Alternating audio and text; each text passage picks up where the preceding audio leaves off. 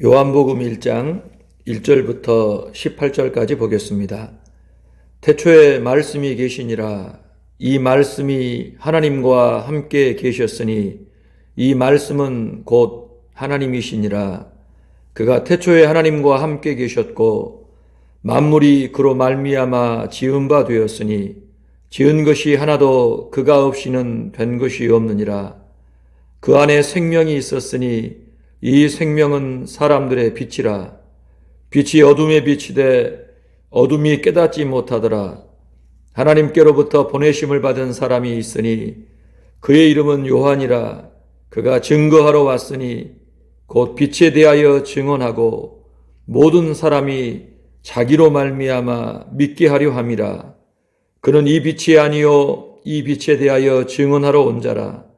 참빛 곧 세상에 와서 각 사람에게 비추는 빛이 있었나니 그가 세상에 계셨으며 세상은 그로 말미암아 지은 바 되었으되 세상이 그를 알지 못하였고 자기 땅에 오매 자기 백성이 영접하지 아니하였으나 영접하는 자 곧 그 이름을 믿는 자들에게는 하나님의 자녀가 되는 권세를 주셨으니 이는 혈통으로나 육정으로나 사람의 뜻으로 나지 아니하고 오직 하나님께로부터 난 자들이니라. 말씀이 육신이 되어 우리 가운데 거하심에 우리가 그의 영광을 보니 아버지의 독생자의 영광이요 은혜와 진리가 충만하더라.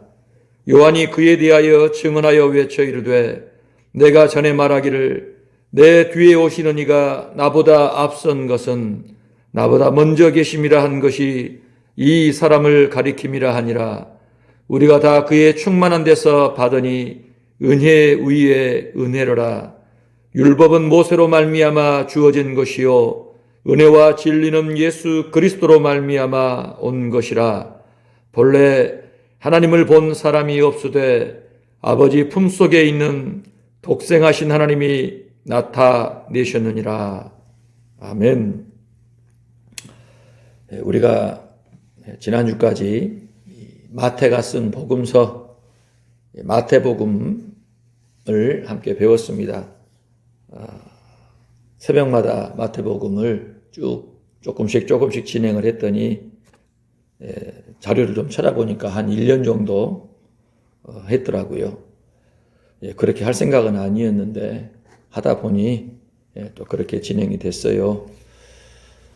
마태복음에서는 예수님 그분이 누구이시고 그분의 가르침이 어떠한 것이어서 그분을 따른다라고 하는 제자들은 어떤 사람인가, 예수님을 따르는 사람들은 어떠한 가르침을 따라 어떠한 사람이 되어야 하는가, 예수를 따르는 이 제자들이 어떻게 살아야 될 것인가에 대한 이 제자도의 문제를 집중적으로 다루고 있는 것 같아요. 그래서 좀 다른 복음서와 조금 다른 특징이 있다면은 마태는 제자 삼는 것을 굉장히 중요하게 강조하고 있구나. 예수님의 제자는 이런 사람이다. 믿는 사람은 제자가 되어야 하는데 제자라 함은 그의 중심이 어떠한 생각들로 들어차 있고 어떻게 삶을 바라보고 행하며 사는 사람들인지 예수님의 행하심과 그 가르침 속에서 제자 만드는 일을 집중적으로 다루고 있는 것을 보았어요. 마태복음을 다 마치고 나니까 제 마음속에 예수님이 어떤 분이신가, 예수님에 대한 조금 더 분명한 지식이 좀 필요하겠다라는 마음이 들어 요한복음으로 방향을 틀었습니다. 방금 읽었던 요한복음 1장 1절부터 18절까지는 요한복음의 서론이라고 할 수 있는데 예수님이 누구이시냐, 도대체 예수님이라고 하는 그분이 누구이시냐에 대해서 요한이 그의 전생애를 다 바쳐 교제하고 또 함께 했던 그 예수님에 대해서 마무리하며 정리하는 차원에서 예수님을 전하고 있거든요. 그 요한은 예수님과 굉장히 친밀했어요. 다른 어떤 지라들보다도 예수님께서는 베드로, 또 요한, 야고보, 세베대의 아들들 야고보와 요한을 특별히 아끼셨거든요. 요한복음을 쭉 읽다 보면 예수님께서 사랑하시는 제자였다라고 하지요. 또 예수님이 십자가에서 못 박혀 돌아가실 때 그 십자가 밑에서 하염없이 눈물을 흘리고 계시는 그 어머니 마리아, 그분 어떻게 합니까? 요한에게, 그 마리아와 함께 있는 그 요한에게 내 어머니다, 그리고 아들이니이다 라고 얘기하시며 요한으로 하여금 자신의 육신의 어머니 마리아를 돌보게 하거든요. 그래서 그때부터 요한은 다른 사도들처럼 해외로 나가지 않았어요. 복음을 전하기 위해서 해외로 나아가 활동하지 않고 그 마리아와 함께 늘 생활을 하면서 가정을 돌보며 또 그곳을 중심으로 해서 교회를 섬겼던 것을 보게 됩니다.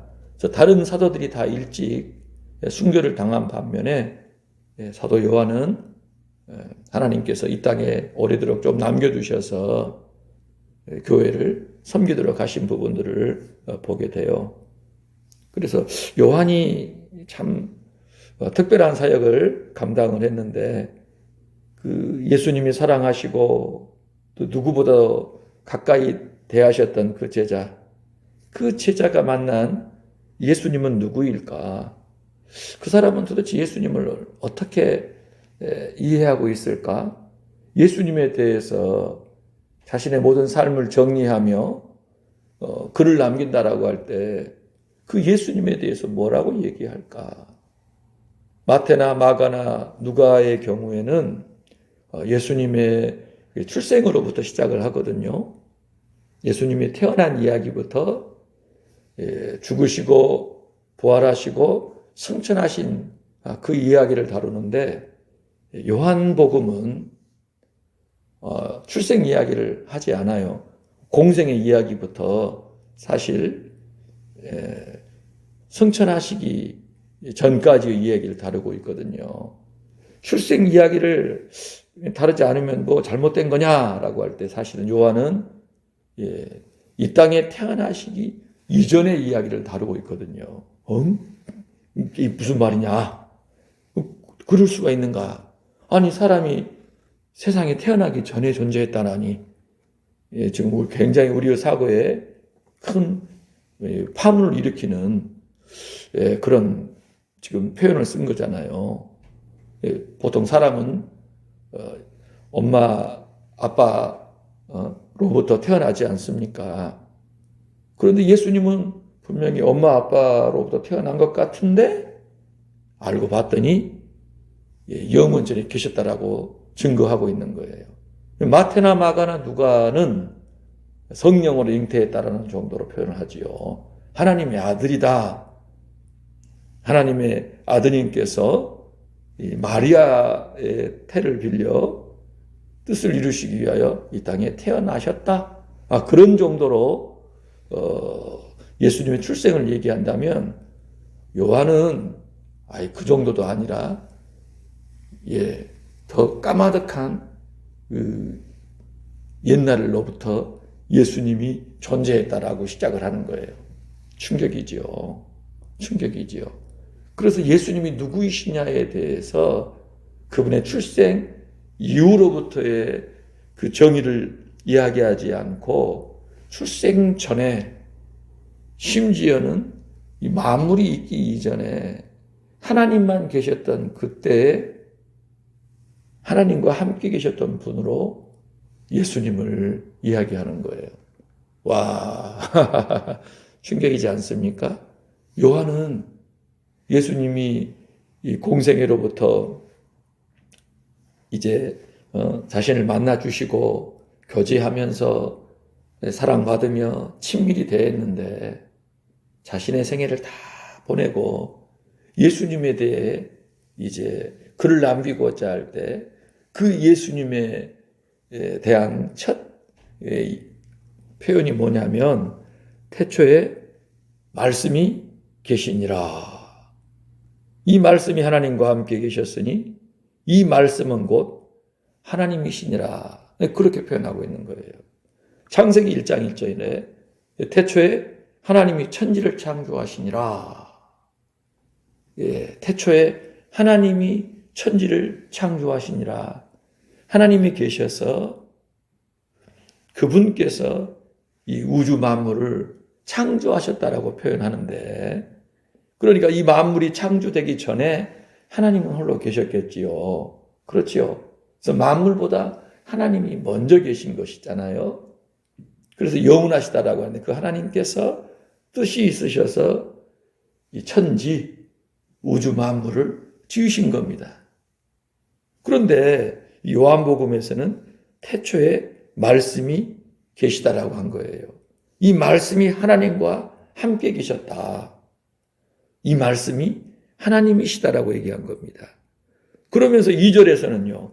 그가 태초에 하나님과 함께 계셨고 만물이 그로 말미암아 지은 바 되었으니 지은 것이 하나도 그가 없이는 된 것이 없느니라 표현하는 거예요. 무슨 얘기인 거 아니? 말씀 하나님이 계셨다라는 거예요. 말씀 하나님이. 우리가 흔히 말하는 하나님, 성부 하나님, 하나님 아버지, 바로 그 하나님과 영원 전부터 함께 계셨던 이 하나님이 계시는데 그분을 두고 요한은 말씀 하나님이시다라고 얘기한 겁니다. 하나님과 함께 계셨던 그 말씀 하나님이 하나님과 함께 만물을 지었다라고 말씀하는 거예요. 그래서 그가 없이는, 말씀 하나님이 없이는 된 것이, 지은 것이 하나도 그가 없이 이루어진 것이 없다라는 겁니다. 그런데요, 여러분 14절에 보면 말씀이 육신이 되어 우리 가운데 거하심에 우리가 그 영광을 보니 아버지의 독생자의 영광이요 은혜와 진리가 충만하더라. 그 말씀 하나님이 육신이 되어서 우리 가운데 거하셨다라는 거예요. 그런데 그 영광을 보니 뭐라고요? 아버지의 독생자의 영광. 하나님 아버지의 독생자의 영광이다. 그러니까 아들 하나님, 성자 하나님이 누구다? 말씀이 육신이 되신 하나님이다. 그러니까 태초에 말씀이 계신다라고 할 때 그 말씀은 뭘 의미하는 거예요? 바로 독생자, 아버지의 독생자, 성자 하나님. 그렇죠? 육신이 되신 하나님, 곧 예수님을 얘기한다 이 말이에요. 그러니까 예수님은 영원 전에, 만물이 있기 이전에 하나님 아버지와 함께 계신 성자 하나님, 하나님의 독생자이신 아들 하나님이다. 그렇게 우리가 이해할 수 있지 않겠어요? 18절에 보니까요. 본래 하나님을 본 사람이 없으되 아버지 품속에 있는 독생하신 하나님이 나타내셨느니라. 아버지 하나님의 품 안에 계신 독생하신 하나님, 하나님의 아드님께서 그 하나님, 볼 수 없는 하나님을 우리 가운데 보여주셨다. 그렇게 고백하고 있는 거예요. 요한이 그 당시 예수님 처음 만났을 때는 몰랐겠지요. 선지자다. 그런 정도로 이해했겠는데 자신의 생애를 다 보내가면서 예수님 만나 말씀 듣고 그분과 동행하고 교제하고 사역하며 그 인생의 날들을 쭉 보낼 때 주의 성령께서 깨우침을 주신 거예요. 예수님에 관한 지식이 점점 더 무르익어가고 풍성하게 하신 거예요. 그랬을 때 예수님에 대해서 어디까지 깨닫게 되냐면은 예수님은 육신이 되신 하나님, 영원전에 하나님 아버지와 함께 계셨던 말씀 하나님, 아버지 하나님과 함께 우주 만물을 창조하셨던 말씀 하나님이셨다. 성자 하나님이셨다. 아들 하나님이셨다. 그 하나님께서 사람을 입으시고 사람이 되어 우리 가운데 거하신 것이다. 우리를 만나러 오신 거란 거예요. 그래서 자기가 알게 됐는데 그 예수님을 봤을 때 당시에는 인간적인 생각으로 보고 듣고 이해했는데 점점 더 깨달음이 오게 되었을 때 이제 뭘 알게 되냐? 하나님이시다라는 거.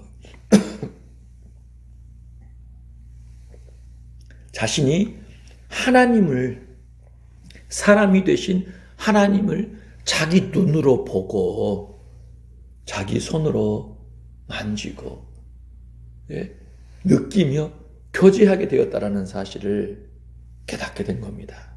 그래서 예수 그리스도가 누구이시냐라고 하면 정확한 답은요, 하나님, 예수 그리스도, 이 우주 만물, 인생을 지으신 창조주시라는 거예요. 예수를 믿는다라고 하는 것은요, 하나님을 믿는 것입니다. 아멘. 왜 예수 믿는 사람들은 그렇게 독단적이야, 배타적이야 라고 하잖아요. 그럴 수밖에 없는 이유가 어디 있겠습니까? 예수님은 일반 사람이 아니라는 거예요. 어떤 뛰어난 탁월한 교사나 교주 정도가 아니라 하나님이시라는 거예요. 하나님.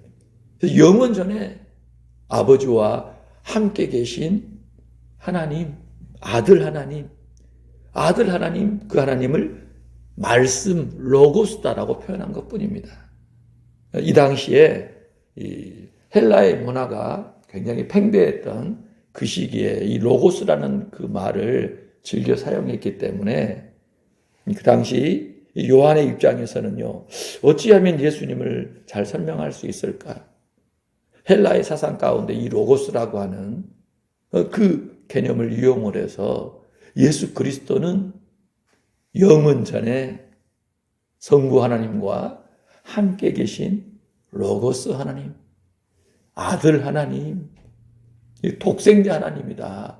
그렇게 표현하여서 예수님께서 이 땅에 태어나시기 이전에 계셨음을, 뜻이 있으셔서 하나님의 목적을 이루시고자 이 땅에 오셨다라고 하는 것, 사람의 몸을 빌어서 태어나셔서 사람으로서 또 하나님으로서 신성과 인성을 함께 가지신 이로써 이 땅에 사시고 뜻을 이루시고 이제 승천하셔서 하늘 보좌에 좌정하시고 통치하시고 다시 오실 분으로 증거하고 있는 것입니다. 그렇기 때문에 오늘 저와 여러분은 이 사실에 대해서 분명한 다시 한번 확신을 가져야 될 것 같아요. 예수님은 하나님이시다. 태초에 하나님 아버지와 함께 계신 말씀 하나님, 모든 만물을 지으신 하나님, 만물이 그분이 없이는 지어진 것이 아무것도 없는 창조주 하나님이시다. 그렇게 고백해야 되는 거예요. 자, 4절에 보니까요, 그 안에 생명이 있었다. 말씀 하나님 안에 생명이 있었으니 이 생명이 사람들의 빛이라는 것입니다. 사람에게 그 생명이 어디로부터 오는가? 영원한 생명은 도대체 누구에게서 오는 것인가? 어떻게 해야 사람이 영원히 살 수 있는가라고 할 때 말씀 하나님 안에, 예수님 안에 생명이 있었다라는 거예요. 그렇죠? 그런데 이 생명을 빛이다라고 표현하는 겁니다. 빛이 어둠의 빛이 돼 어둠이 깨닫지 못하더라. 이 세상을 살아가는 인생들은요, 지금 생명이 없잖아요. 이 죽음 앞에 두려워하고 무서워합니다. 그 생명이 없는 상태를 어둠이다라고 표현하는 거예요. 생명의 빛이 없어서 깜깜한 흑암의 그 상태를 이 어둠으로 표현하고 있는데, 예수 그리스도 그분 안에 생명이 있어서 그 생명이 빛으로 각 사람을 비추신다라는 것입니다. 그래서 그 빛을 비출 때 사람들은 깨닫지 못하는데요. 그 빛을 받는 자마다 생명 안에 참여하게 되는 것입니다. 자, 그러면서 6절부터 사도 요한이 예수 그리스도를 증거하기 위하여 내세운 인물이 한 명이 나오지요. 누굽니까? 세례 요한입니다. 사도 요한이 예수 그리스도가 말씀 하나님, 육신이 되신 하나님이라는 것을 증언하기 위하여 내세운 아주 중요한 인물로 세례 요한을 언급한 거예요. 사실 왜 세례 요한일까? 예수님이 하나님과 함께 계신 아들 하나님이라고 증언하기 위하여 첫 번째로 내세운 그 인물이 세례 요한. 그만큼 세례 요한이 당시 유대 사회에서는 전무후무할 탁월한 존재였기 때문에, 여자가 낳은 사람 중에 이 사람보다 위대한 사람이 하나님 앞에 없다라고 할 정도로 모태로부터 성령의 충만함을 받아 하나님의 오시는 그 길을 예비한 사람으로 이사야 선지자도 예언할 만큼 탁월한 인물이었기 때문에, 그래서 모든 사람들이 이 사람이 그리스도가 아니냐라고 사실은요 생각했을 정도였거든요. 그런데 그 세례 요한이 지목한 인물, 세례 요한이 가리키는 그 손가락이 누구를 향했느냐? 바로 예수님을 향했다라는 거예요. 나는 그분의 신발 끈을 풀기도 감당할 수 없다라고 표현했으니, 그 대단한 세례 요한이 우러러보는 그 존재가 누구냐라고 할 때 놀랍게도 자신보다 더 늦게 태어난이라는 거예요. 아니, 자기보다 어린 사람을 두고 자기보다 먼저 계셨던 분이다라고, 자신은 그의 신발 끈을 풀 수도 없다, 그럴 만한 자격이 되지 않는 하찮고 미비한 존재다라고까지 표현한 겁니다. 사람들이 그렇게 우러러보는 세례 요한이 그렇게까지 높이고 칭송하고 찬양하는 인물이 있다는 거예요. 우리들 가운데 바로 예수 그리스도, 말씀 하나님, 아버지와 함께 계셔서 천지 만물을 창조하신, 인간을 지으신 그분이 육신이 되어 사람이 되어 우리 가운데 오셨다라고 증언한 것입니다. 그렇지요? 하나님께로부터 보내심을 받은 사람이 났으니 이름은 요한이라. 그가 증언하러 왔으니 무엇에 대해 증언하고? 빛에 대하여. 왜 예수님이 오셨어요? 생명이 없는 사람들, 어둠 속, 흑암 속을 살아가는 이들에게 생명을 주시기 위하여 빛으로 오셨다라는 거예요. 그래서 그 빛으로 오신 말씀 하나님, 그분을 증언하기 위하여 세례 요한이 이 땅에서 존재했다라고 얘기하죠. 빛에 대하여 증언하고 모든 사람이 자기로 말미암아 그 빛을 믿게 하기 위하여, 사람들의 생명인 빛이신 예수 그리스도를 믿게 하기 위하여 세례 요한이 존재했다라고 얘기합니다. 8절에 보니까요, 세례 요한 그는 이 빛이 아니요 이 빛에 대하여 증언하러 온 자라. 그렇죠? 9절, 참빛 곧 세상에 와서 각 사람에게 비추는 빛이 있었나니 그가 세상에 계셨으며 세상은 그로 말미암아 지은 바 되었으되 세상이 그를 알지 못하였고. 보세요. 참빛, 세상에 와서 각 사람에게 비추는 빛. 그 빛은 뭐라고 했어요? 사람들의 생명, 사람들에게 영생을 주는 그 참 빛, 각 사람에게 영생을 주시는 그분이 있었다고 하지요. 그가 세상에 계셨지만 세상은 그로 말미암아 지은 바 되었지만 세상은 그를 알지 못했다라는 겁니다. 예수 그리스도가 영원한 생명을 주시고자 우리 가운데 계셨음에도 사람들은 그를 알지 못했어요. 놀랍지요. 자, 그러나 11절에 보니까요. 자기 땅에 오매 자기 백성이 영접하지 아니하였다. 성경의 예언이 계속해서 이루어져 왔던 바로 그 땅에, 그 이스라엘 땅에 그분이 찾아오셨지만 그 백성이 그분을 영접하지 않았다라는 거예요. 아이러니가 아니겠어요? 그러나 영접하는 자, 그 이름을 믿는 자들에게는 하나님의 자녀가 되는 권세를 주셨다. 자기 백성도 영접하지 않았지만 누구든지 예수 그리스도의 그분의 이름을 믿는 자, 그분을 받아들이는 자, 영접하는 자에게는 하나님의 자녀가 되는 권세를 주셨다는 겁니다. 그러니까 왜 말씀이 육신이 되셨나? 왜 예수님은 하나님과 아버지와 함께 계시다가 세상에 오셨나? 우리도 하여금 하나님의 자녀가 되게 하기 위하여 우리를 생명이 없는 어둠 속에서 생명의 빛으로 이끄시기 위하여 그분과 같은 하나님의 지극한 사랑을 받는 아들과 딸이 되게 하시기 위하여 하나님의 자녀 삼으시기 위하여 그분이 아버지와 함께 계신 독생자의 영광을 내려놓으시고 우리 가운데 오셨다라고 증언하고 있는 거예요. 자, 영접하는 자, 그 이름을 믿는 자들에게는 하나님의 자녀가 되는 권세를 주셨으니 혈통으로나 육정으로나 사람의 뜻으로 나지 아니하고 오직 하나님께로부터 난 자들이니라. 예수를 나의 구주, 나의 하나님으로 고백하는 그 사람, 내게 그 예수님에 대하여 예수님이 나를 하나님의 자녀 삼기 위하여 오신 하나님의 아들이다라고 하는 믿음이 있는 그 사람은요, 하나님께로 태어난 것입니다. 인간의 지식으로는 불가능한 거예요. 저하고 피 한 방울도 섞이지 않았잖아요. 아니 2000년 전에 태어난 분이고 이스라엘 나라 사람이잖아요. 어떻게 그분이 나와 무슨 관련이 있냐 이거예요. 그렇지 않습니까? 그가 나하고 뭔 상관이 있어요. 아무 관련이 없는 거예요.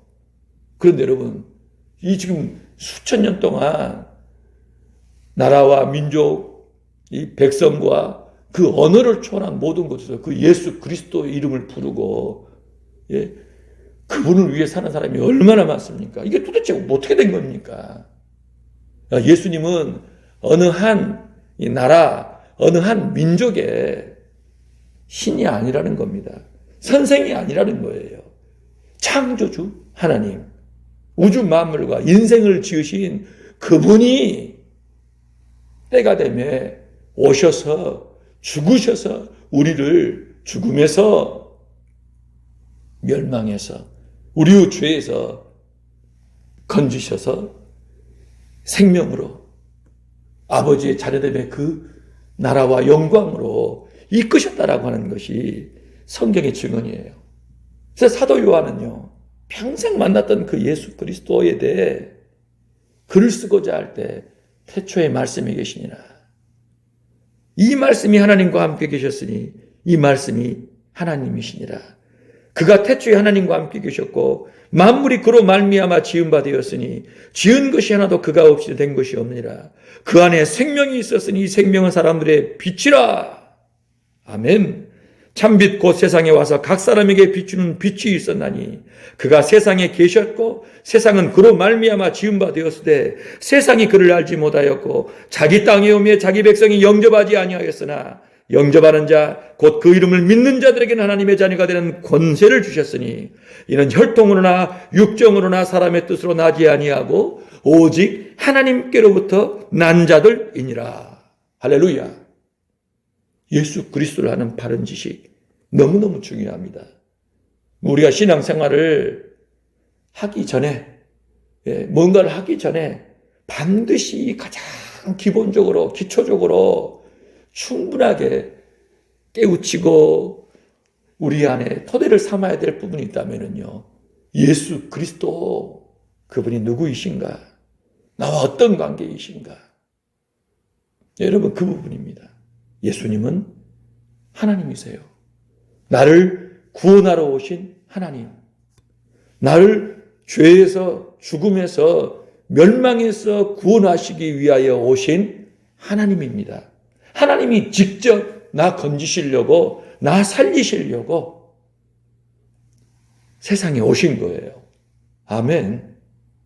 그 손길을 거부하면 어떻게 될까요? 그 하나님의 초청을, 그 손길을 거부하면 어떻게 되겠습니까? 끝난 겁니다. 여러분, 굉장히 이건 두려운 문제가 아닐 수가 없어요. 우리가 성탄절을 이제 지키지 않습니까? 성탄절의 의미가 뭘까?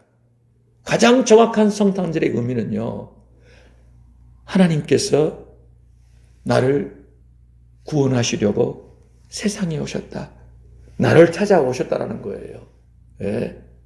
먹고 마시고 흥청망청하는 날이 아니고, 그냥 얼싸덜싸 취하여 즐기는 날이 아니라 죄로 멸망할 나를 구원하시려고 하나님이 나를 찾아오셨다. 나를 찾아오셨다. 그 하나님을 만나야 되는 날이 성탄절인 거예요. 아멘.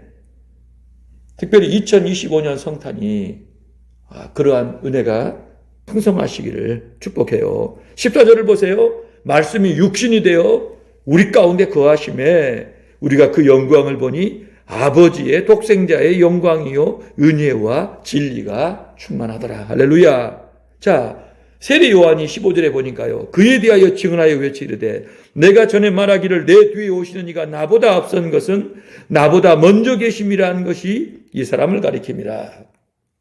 세례 요한이 예수님에 대하여 자신보다 먼저 계신 분, 그렇게 표현했는데 무슨 의미인지 아시겠죠? 자, 16절 보니까요, 우리가 다 그의 충만한 데서 받으니 은혜 위에 은혜로라.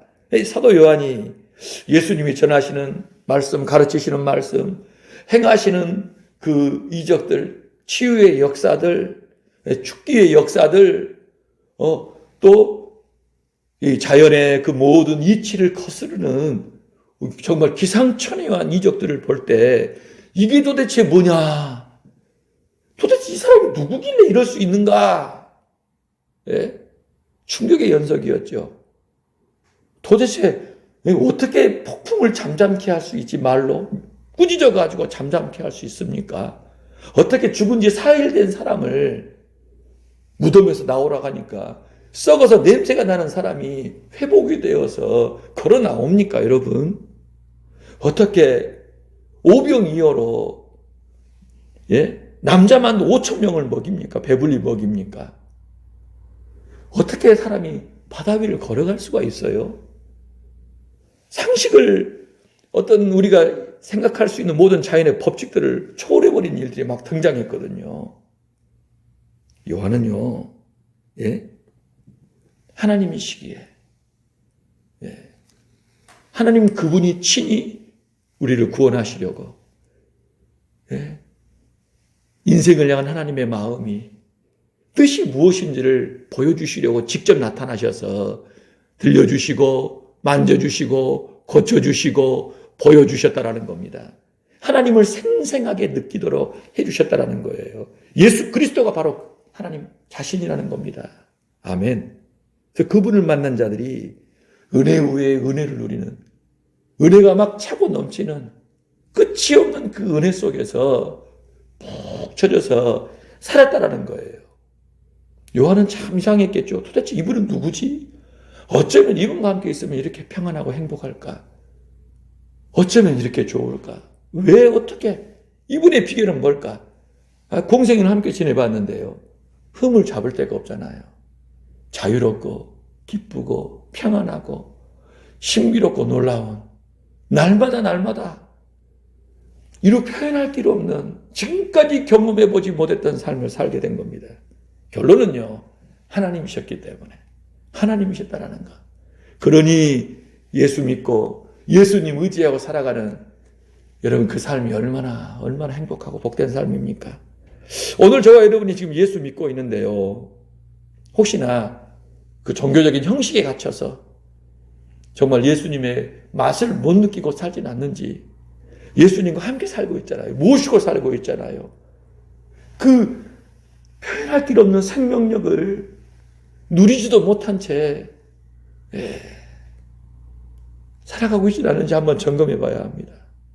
정말 내가 하나님 모시고 산다면, 하나님과 함께 산다면 무엇이 여러분 걱정이고, 무엇이 문제고, 무엇이 불안하고, 무엇이 답답하고, 여러분 무엇이 힘들겠습니까?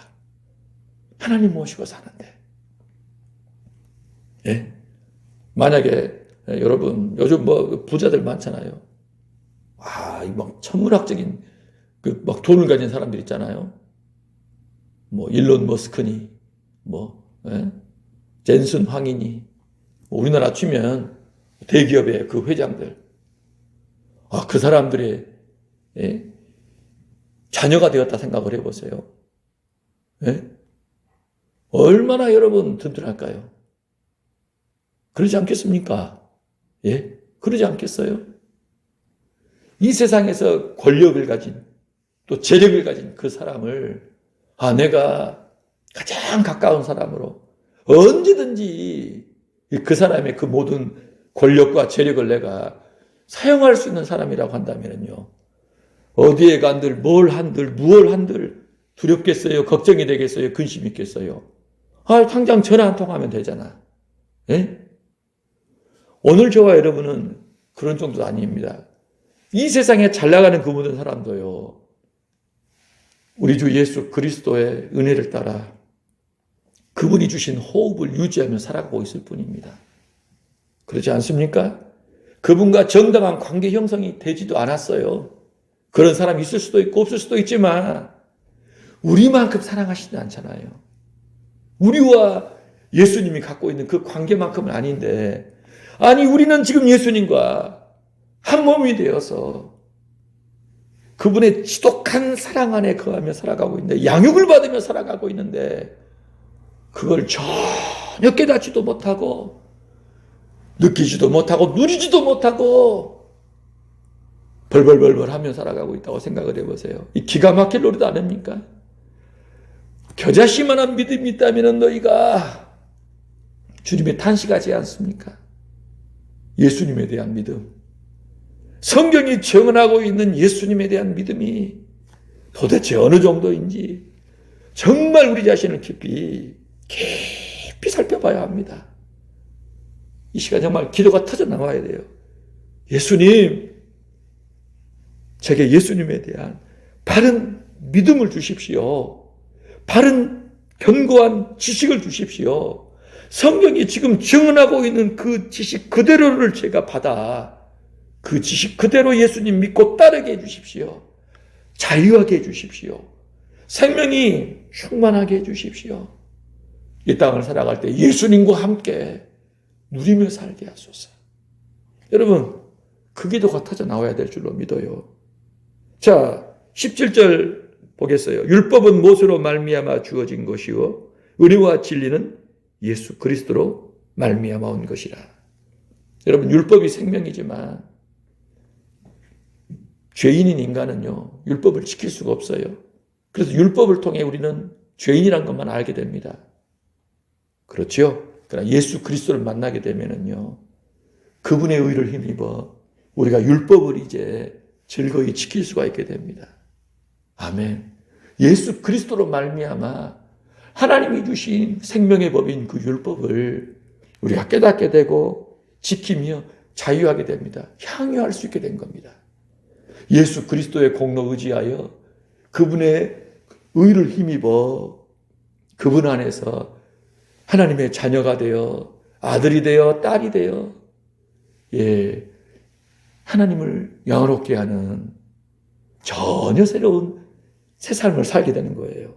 자, 18절에 보니 본래 하나님을 본 사람이 없으되 아버지 품속에 있는 독생하신 하나님이 나타내셨느니라. 예수 그리스도가 누구이시냐? 태초에 하나님과 함께 계신 말씀 하나님, 창조주 하나님, 우주 만물과 인생을 지으신 하나님이시다라고 했지요. 그분 안에 생명이 있으니 그 생명이 우리의 빛이다. 아멘.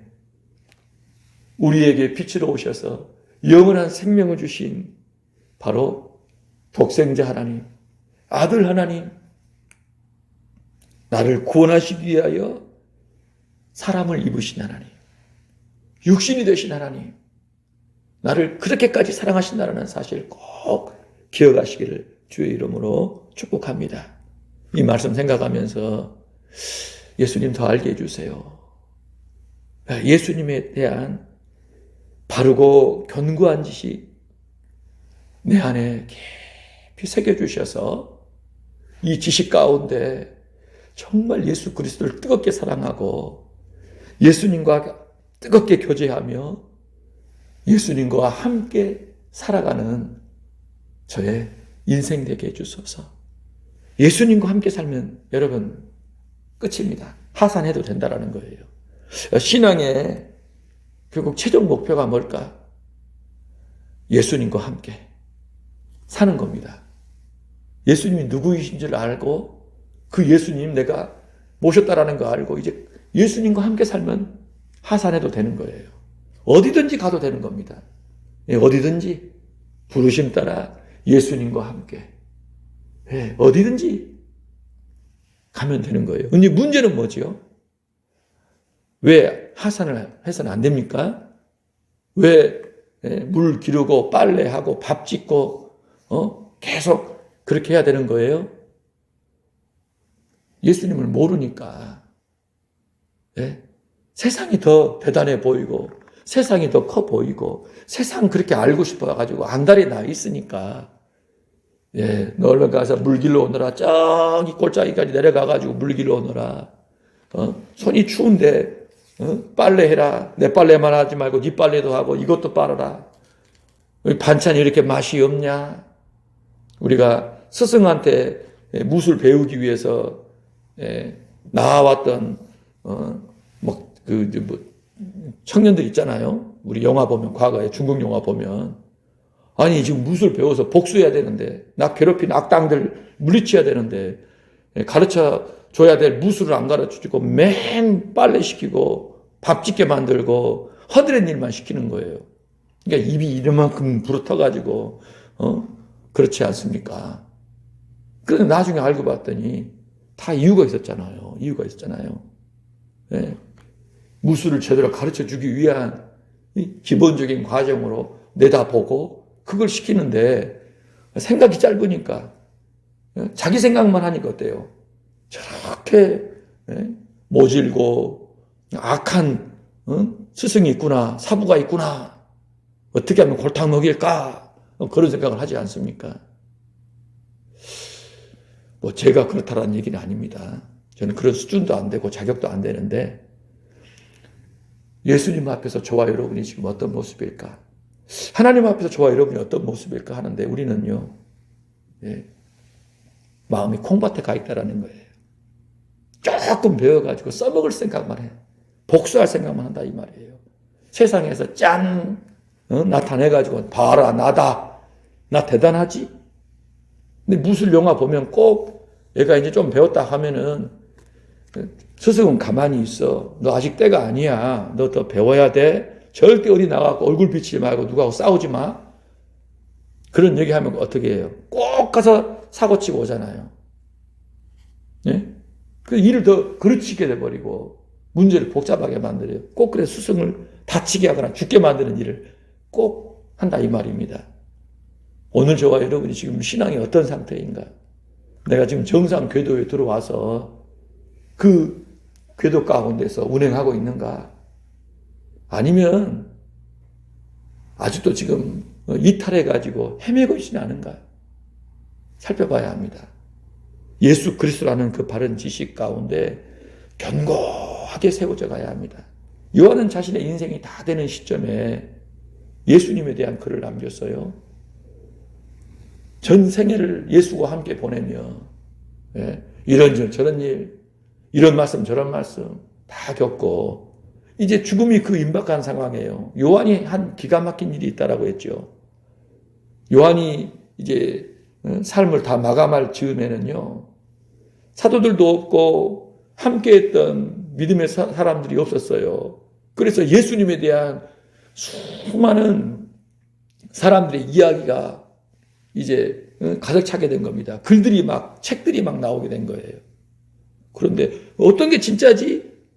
예수님에 대한 바른 가르침이 뭐냐? 알 수가 없잖아요. 그런데 누가 있어요? 사도 요한이 있었던 거예요. 직접 예수님을 만난 사람, 들었고 경험했던 사람, 교제했던 그 사람이 살아있어서 그 모든 것들을 가려놨다라고 합니다. 그 사람이 직접 제자들을 가르치면서 예수님에 대한 바른 가르침이 무엇인지를 다 정리해 놓고 하나님 부르심을 받은 거예요. 아멘. 그래서 하나님께서 각 사람마다 사용하시는 방법이 있어요. 용도가 있어요. 중요한 것은요, 예수 그리스도를 우리가 집중하여 바라보고 그분과 교제하고 그분을 알아가는 신앙이어야 합니다. 그렇게 묵묵히 자신에게 주어진 삶을 그리스도와 함께 동행하는 삶이면 족합니다. 그러시기를 주의 이름으로 축복해요. 이제 다가오는 성탄, 하나님이 나를 죄에서, 죽음에서, 멸망에서 건지시려고 사람이 되어 나를 찾아오셨다. 성탄은 그날이다. 여러분, 이 지식으로, 믿음으로 충만하여져서 정말 예수 그리스도 뜨겁게 사랑하시는 성탄, 남은 일생 되시기를 주의 이름으로 축복합니다. 하나님 아버지, 예수님이 누구이신지 정말 그 중요한 첫 단추를 바르게 꿰는 저희들 되게 하여 주셔서 하나님 아버지와 함께 계셨던 독생하신 하나님, 말씀 하나님, 그분이 육신이 되어 죄에서 멸망에서 건지시려고 세상에 오셨음을 깊이 깨닫게 하여 주심으로 참 진리시여 생명이신 예수 그리스도 모시고 참된 자유를 누리며 살아가는 우리의 인생의 날들이 되게 하소서. 좌로 우로 치우치지 않고 예수 그리스도를 바르게 믿고 온전히 사랑하는 우리의 생애 되게 하소서. 영광과 찬송을 주께 돌리며 우리 구주 예수님 이름으로 기도합니다. 아멘.